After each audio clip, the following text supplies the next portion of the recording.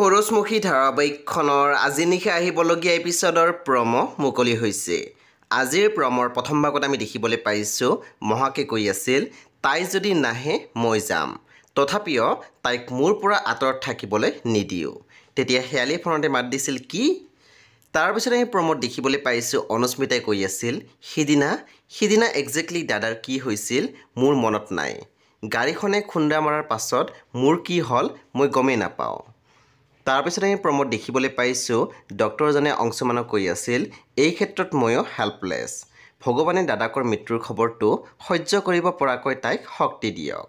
সেই বন্ধু বান্ধৱীসকল আজি নিশা 8 বজাত ৰং টিভিত আহিবলগীয়া খৰচমুখী ধাৰাবাহিকখন খুবেই বেছি ইণ্টাৰেষ্টিং হ'বলৈ গৈ আছে। সেই আপোনালোকে চাবলৈ একেবাৰে নাপাহৰিব।